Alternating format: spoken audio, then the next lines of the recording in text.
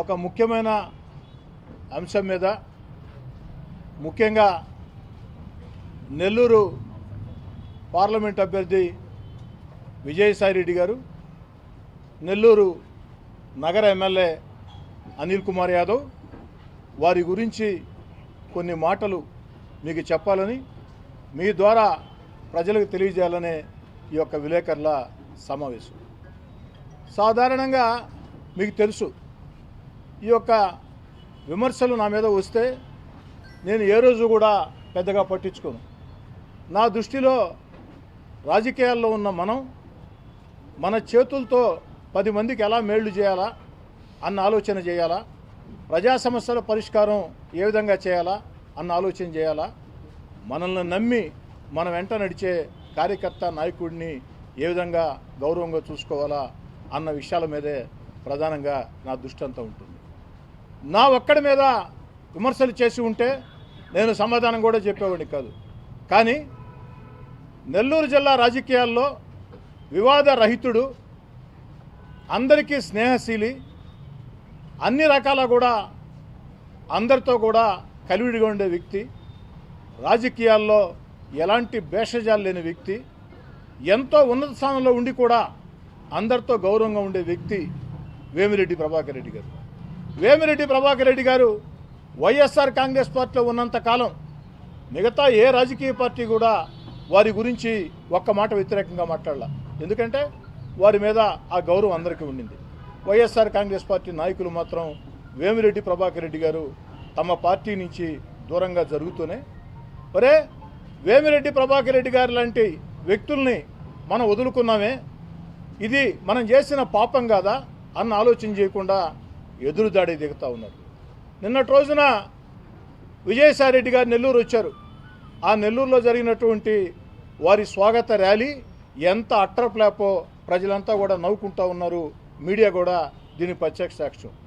ఈ సందర్భంగా విజయసాయిరెడ్డి గారిని నేను సూటిగా అడిగేది ఒకటే, విజయసాయిరెడ్డి గారు నెల్లూరు పార్లమెంట్ అభ్యర్థిగా నామినేషన్ వేసే ముందు నెల్లూరు పార్లమెంటరీ ప్రజలకి 2 ప్రశ్నల సమాధానం చెప్పే మీరు నామినేషన్ వేయాలా. ధైర్యం ఉంటే సమాధానం చెప్పండి. విజయసాయిరెడ్డి గారు దాదాపు 8 ఏళ్లుగా మీరు రాజ్యసభ సభ్యుడిగా ఉన్నారు. నెల్లూరు గడ్డ అంటున్నారు, నెల్లూరులో నేను పుట్టాను అంటున్నారు, నెల్లూరు నా మాతృభూమి అంటున్నారు. 8 ఏళ్ల రాజ్యసభ సభ్యుడిగా ఉన్నారు. అంతేకాదు ముఖ్యమంత్రి గారు జగన్మోహన్ రెడ్డి గారితో సమానమైన స్థానం మీది. మాకు దాంట్లో వేరే అభ్యంతరం లేవు. ఎందుకంటే ముఖ్యమంత్రి గారి సర్వ కార్యక్రమాలు మీరే చూస్తారు కాబట్టి మీరు ముఖ్యమంత్రి గారికి సమానం.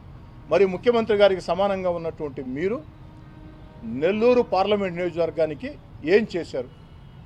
రాష్ట్ర ప్రభుత్వం పక్షాన నెల్లూరు పార్లమెంటు నియోజకవర్గానికి ఇక్కడ ప్రజలకి ఏం మేలు చేశారు?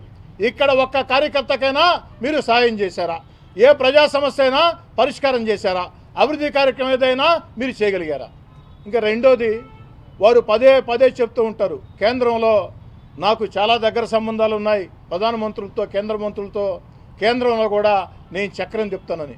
మరి కేంద్రం పక్షాన విజయసాయిరెడ్డి గారు నెల్లూరు పార్లమెంటు నియోజకవర్గానికి ఏం చేశావో ఈ రెండిటికి సూటిగా స్పష్టంగా సమాధానం చెప్పాలని చెప్పని చూస్తా ఉన్నాం. ఏమిటని ఆలోచన చేస్తే ఏం చేశావంటే, విజయసాయిరెడ్డి గారు ముఖ్యమంత్రి గారికి సమానంగా ఉండి లేదా కేంద్రంలో చక్రం తిప్పి నెల్లూరు జిల్లాకి విజయసాయిరెడ్డి గారు చేసింది ఏమిటంటే గుండు సున్నా. అందుకే విజయసాయిరెడ్డి గారు నెల్లూరు పార్లమెంటరీ ప్రజలు నీకు గుండు సున్నా పెట్టబోతున్నారు. 3 లక్షల ఓట్ల మెజార్టీతో నువ్వు ఓడిపోతున్నావు. 3 లక్షల ఓట్ల మెజార్టీతో వేమిరెడ్డి ప్రభాకర్ రెడ్డి గారు గెలుస్తున్నారు.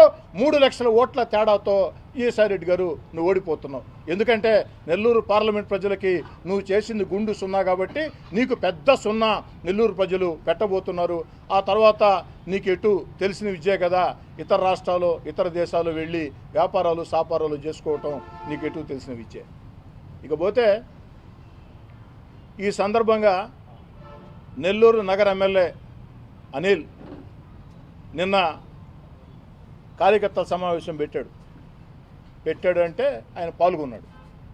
దాంట్లో మైక్ ఎత్తుకొని ఉచ్చ నీచాలు మరిచి ఒక అచ్చోసిన ఆంబోతుల అనిల్ అచ్చోసిన ఆంబోతుల ఇష్టారీతిగా నా మీద, వేమిరెడ్డి ప్రభాకర్ రెడ్డి గారి మీద, రూప్ కుమార్ యాదవ్ మీద, తెలుగుదేశం పార్టీ మీద ఇష్టం వచ్చిన రీతిలో మాట్లాడాడు. అనిల్ కుమార్ యాదవ్ అచ్చోసిన ఆంబోతుల ఇష్టం వచ్చిన రీతిలో మాట్లాడాడు. అనిల్ కుమార్ యాదవ్ చెప్పాడు, ద్రోహులు వీళ్ళంతా వైఎస్ఆర్ కాంగ్రెస్ పార్టీలో ఎమ్మెల్యేలై, వైఎస్ఆర్ కాంగ్రెస్ పార్టీలో ఎంపీలై, వైఎస్ఆర్ కాంగ్రెస్ పార్టీలో డిప్యూటీ మేయర్లై, వీళ్ళంతా ద్రోహులు. ఈ ద్రోహులకి బుద్ధి చెప్పాలని. అనిల్ ఎవరు ద్రోహి? టెక్కేమిట్ట వీధుల్లో లట్టాలు కొట్టుకుంటుంటే, టెక్కేమిట్ట వీధుల్లో నువ్వు లట్టాలు కొట్టుకుంటుంటే 2008లో నిన్ను తీసుకొని వచ్చింది నా కాడికి రూప్ కుమార్ యాదవ్. మేమిద్దరం కలిసి వివేకానంద రెడ్డి కాడికి తీసుకెళ్ళాం. ఆ రోజు రూప్ కుమార్ యాదవ్ వివేకానంద రెడ్డి గారిని ఒప్పించి మెప్పించి నీకు కార్పొరేటర్ టికెట్ ఇప్పించాడు. నువ్వు కార్పొరేటర్గా పోటీ చేస్తే ఆ ఎన్నికల్లో నేను చీఫ్ ఎలక్షన్ ఏజెంట్గా పనిచేశాను. నీకు నెల్లూరు జిల్లాలో ఒక సీనియర్ నాయకుడిగా ఉండి కూడా కార్పొరేటర్గా నువ్వు పోటీ చేస్తే రూప్ కుమార్ యాదవ్తో ఉన్నటువంటి సాన్నిహిత్యంతో నేను చీఫ్ ఎలక్షన్ అంటే పనిచేశాను. మరి ఆ తర్వాత వెంటనే వచ్చినటువంటి ఎన్నికల్లో నీకు టికెట్ ఇప్పించింది ఆనం వివేకానంద రెడ్డి గారు. మాలాంటి వాళ్ళందరం చేతనంత సహాయం చేసాం. ప్రధానంగా ఇప్పించింది ఆనం వివేకానంద రెడ్డి గారు. ఆనం వివేకానంద రెడ్డి గారిని టికెట్ ఇప్పించారు తప్ప అనిల్ కుమార్ యాదవ్ పేరు కూడా రాజశేఖర రెడ్డి గారికి తెలియదు. అనిల్ కుమార్ యాదవ్ పేరు కూడా రాజశేఖర రెడ్డి గారికి తెలియకుంటే ఆనం వివేకానంద రెడ్డి గారు నీకు టికెట్ ఇప్పిస్తే మరి ఎన్నికలు పూర్తి కాకముందే వివేకానంద రెడ్డి గారికి నువ్వు ద్రోహం చేయలేదని అడుగుతున్నా. వివేకానంద రెడ్డి గారికి నువ్వు చేసింది నమ్మక ద్రోహం కాదా అని అడుగుతూ ఉన్నా. వివేకానంద రెడ్డి గారికి నమ్మక ద్రోహం చేసి నువ్వు ఏ విధంగా తర్వాత ప్రవర్తించావు? ఆఖరికి వివేకానంద రెడ్డి ఇంటి మీదకే వస్తానని చెప్పని విలేకరుల సమావేశం పెట్టి నీ ఇంటి మీదకే వస్తాను. ఆ పొయ్యేదిలే పెట్టేదిలే. ఎందుకంటే అనిల్ దగ్గర మాటలు ఫుల్లు, మ్యాటర్ నిల్లు. అనిల్ కుమార్ యాదవ్ దగ్గర మాటలేమో ఫుల్లు, మ్యాటర్ నిల్లు. మరి రోజుకొక విషయం బయటకు వస్తుంది సార్. మొన్న హజరత్ కావచ్చు, కోడూరుపాడులో కావచ్చు, పోలీసులు రావడం అంటే తొలగించడం ఇంకొక 3 రోజులు ఉంటుంది సార్. నోటిఫికేషన్ వచ్చిందాక మామూలుగా ఒక పాత కథ ఒకటి ఉంది సార్. శ్యామలమ్మ అని ఒక అత్త ఉండేదంట. శ్యామలమ్మ అత్త కొంచెం గయ్యాడి. ఆమెకి విమలమ్మ అనే ఒక కోడలు ఉండేదంట. ఆమె పాపము చాలా సాఫ్ట్. ఒకరోజు విమలమ్మ గందరగోళం ఇళ్ళంతా పనులను పిలిచి దబాయిస్తుందంట. ఆ వస్తువు ఎటు పెట్టు, ఈ వస్తువు ఎటు పెట్టు, దీన్ని ఎట్టది, దాన్ని ఎట్టది అని గందరగోళం చేస్తుందంట. పక్కింట రామలమ్మ అడిగిందంట, విమలమ్మ మామూలుగా ఏందే ఇంత భోగత్వం వచ్చేసింది నీకు, నువ్వు బాగా రెచ్చిపోతున్నట్టుండవు, మొత్తం మీ అత్తను దరివేసినట్టున్నావంటే, భలే దాని అత్త నా భోగవతం సేపు మా అత్త పక్కీదులో మార్కెట్ దాపోయి ఉంది, అక్కడి నుంచి వచ్చింది దాకేను, తర్వాత మళ్ళీ మామూలే అంటుందంట. శ్యామలమ్మ వచ్చేసిందంట. వస్తానే అప్పుడు మళ్ళీ విమలమ్మ అత్త అత్త అత్త ఇట్లా 4 days సార్, 4 రోజులు సార్. మేం కాదు సార్, ఇంతకుముందు ఫోన్లు చేస్తుంటే అధికారులకి వాట్సాప్ కాల్ చేయండి సార్ అనేవాళ్ళు, లేకపోతే వేరే ఫోన్లో చేస్తుండేవాళ్ళు. ఇప్పుడు వాళ్ళు మామూలు కాల్లో చేస్తున్నారు. మేము తమాషా పడుతున్నాం, ఏమయ్యా మామూలు కాల్లో చేస్తున్నారు సార్. ఇంకెంత సార్, మన గవర్నమెంట్ కదా వచ్చేదా, మీరు చూసుకుంటారు సార్. వాడు చాలా కసిగా ఉండరు. నెల్లూరు రూరల్లో ఉండే కొంతమంది పోలీసు అధికారులు అయితే సార్ కౌంటింగ్ దాకొద్దు, పోలింగ్ దాకొద్దు, నోటిఫికేషన్ వస్తానే మరీ మా చేత దుర్మార్గాలు చేయించారు సార్, ఆ దుర్మార్గాలు మేమే సరి చేస్తున్నాం సార్ అని చెప్తున్నారు. కాబట్టి ఏ ఇబ్బంది ఎలా, మ్యాక్సిమం 3 రోజులు లేదా 4 రోజులు, అంత మించి ఇంకేలా. ఇంకా సార్ ఏం సార్ ఒక క్వశ్చన్ వేయకుండా దినా గారు, ఏం సార్ అన్యాయంగా ఉంది దేవా గారు, ఏం సార్ ఇది, ఏం రాజేష్ గారు నువ్వు క్వశ్చన్ అడిగావు సంతోషం, అమర్ గారు ఏం సార్ నువ్వు ఒకటి అడిగావు, ఏం సార్ రాజారావు గారు ఎట్లా సార్, ఏం సార్ ఇది అంతేనా, బ్యాలెన్స్ అయ్యలేదు కదా సార్, ఏం లేదు సార్, ఏం చెప్పారని అడిగితే నాకు టక్కనికి ఏమైనా mind గుర్తుకొస్తుందని.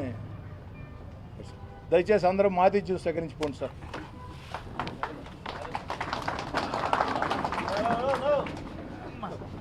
Hit TV presents like, share, comment. TV వాళ్ళకు కూడా నేను ఒక సర్ప్రైజ్ ఇద్దాం అనుకుంటున్నాను. మీరు మాత్రమే జెస్సీ ఎందుకు అయ్యారు? ఇలాంటి అమ్మాయిలకి పిలవడానికి బాగుంటుంది.